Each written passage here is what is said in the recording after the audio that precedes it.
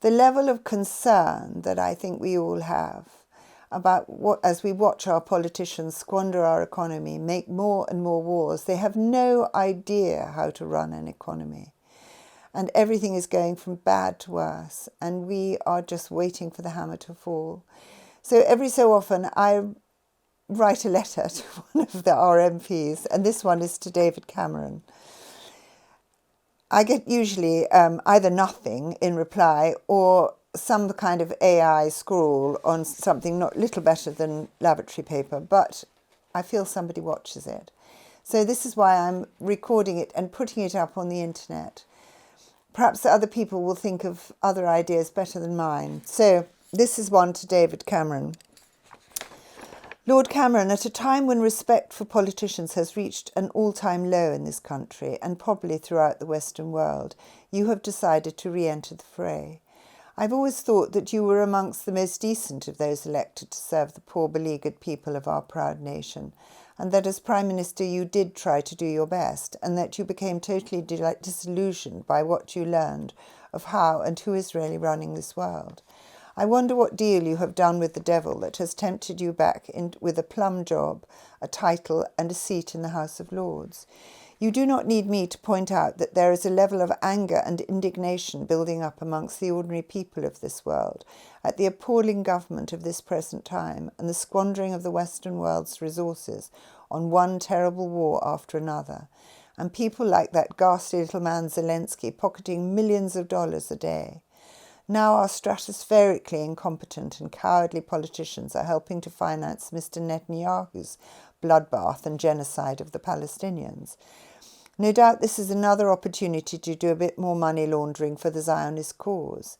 It seems that for these men no amount of war is ever enough. Ultimately this can only lead to civil unrest.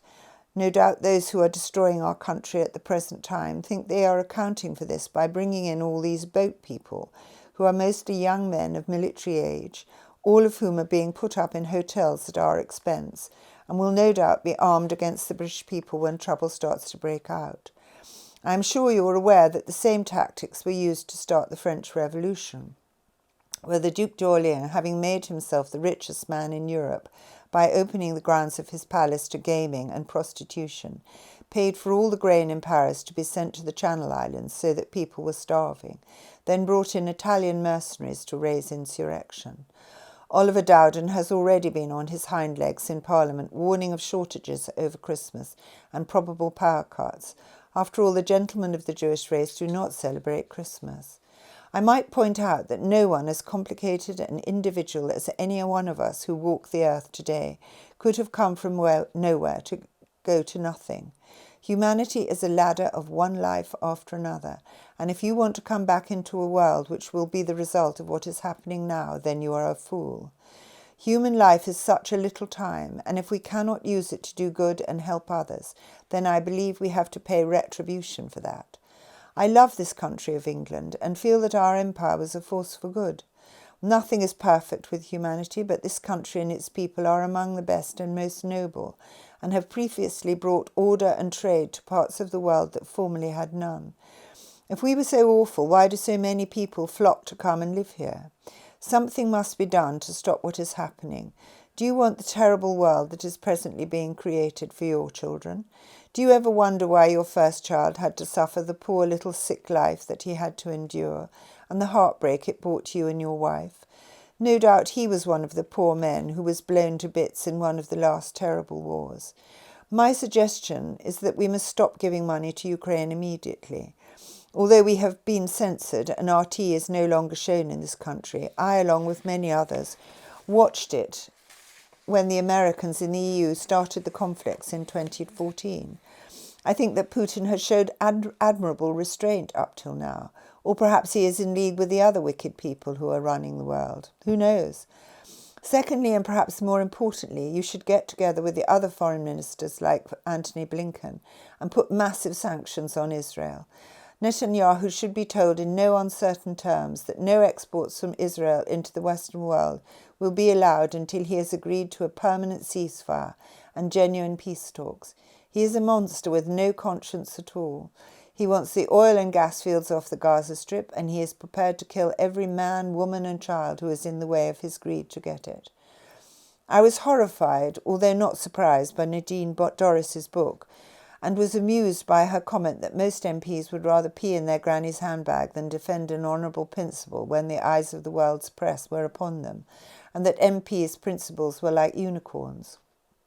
However, the protest marches in London are forcing many of the world leaders who have formerly been lining up for Israel to step back from their initial stance. I noticed that our esteemed Prime Minister, who has not received even one vote from the electorate of this country, took the Israeli flag off the front of the House of Commons in pretty short order when he saw the outrage that it caused.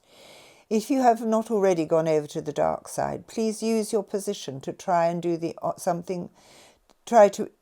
If you have not already gone over to the dark side, please use your position to try to be honourable and do some good in this dreadful situation. Because we will all have to come back to live terrible lives in this world if this situation is allowed to continue on. Anyone who works for the ambitions of the dreadful architects of the demise and destruction of the Western world is ultimately working against themselves. Yours sincerely. And I have put at the bottom, P.S. I generally read MPs' letters on the internet these days.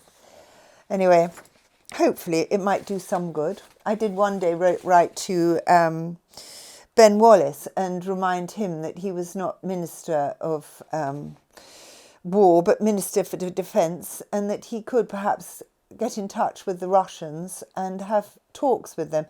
And sometime later was quite surprised to see that he had actually rung the Minister of Defence in Russia. I don't think it went very far, but he did try to do something. He's no longer, I think he's a backbencher now. So let's hope that we can all perhaps do more protests and more everything and get these politicians to do what we want for a change. They're finished.